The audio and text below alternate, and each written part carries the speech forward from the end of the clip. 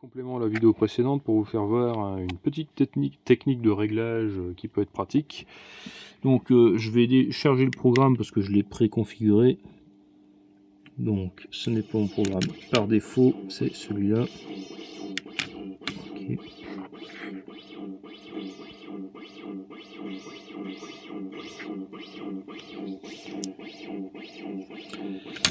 Donc si je vais voir dans les mixeurs, voici un petit peu ce que j'ai fait.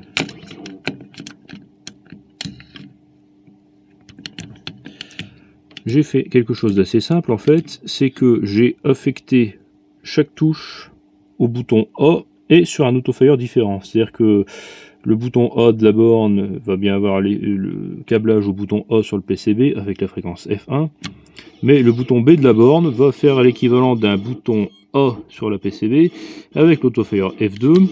Le bouton C est toujours remappé sur le bouton A mais avec l'autofire F3. Le bouton D est remappé sur le bouton A avec l'autofire F4, etc., etc. Et donc les boutons du joueur 2 sont mappés sur le bouton A du joueur 1 avec les autofires synchrones.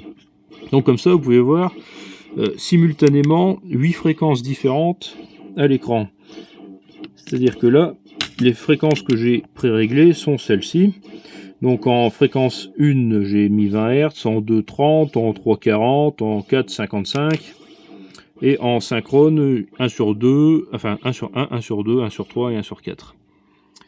Donc voilà. Et j'en ai profité également pour me mettre en mode haute performance dans les options, ici dans les paramètres. Voilà, je suis en mode haute performance on, comme ça je suis certain qu'aucune touche de réglage viendra perturber le bon déroulement des fréquences. Donc je bascule en mode jeu. Voilà, il me met bien que le est sur on et en high performance. Et maintenant on va tester. Donc ça vous fait voir simultanément donc les effets du remapping et des différents autofires.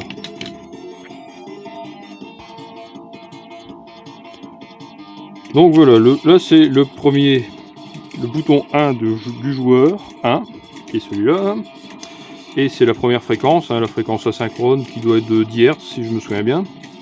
Alors si j'appuie sur le bouton 2, ça passe à 20 Hz, on voit tout de suite la différence, 10 Hz ici, 20 Hz là. Maintenant la troisième, c'est pas évident de filmer et de jouer en même temps, voilà la troisième. Je suis déjà mort, mais c'est pas grave. La quatrième, qui est à 55 Hz, si je me souviens bien, qui mitraille déjà un peu plus. Et maintenant, si j'utilise les boutons du joueur 2, je contrôle toujours le joueur 1, mais voilà, ici c'est une frame. À chaque frame, ça fait un tir. Ici, 1 sur 2, donc 1 sur 1, voilà, on voit que ça envoie toutes les salves d'un seul coup. 1 sur 2, 1 sur 3, 1 sur 4. On voit qu'ici 1 sur 3 c'est pas si mal, ça permet de faire un tir continu en permanence. Donc voilà un petit peu, ça montre le comparatif entre les 8 fréquences configurées.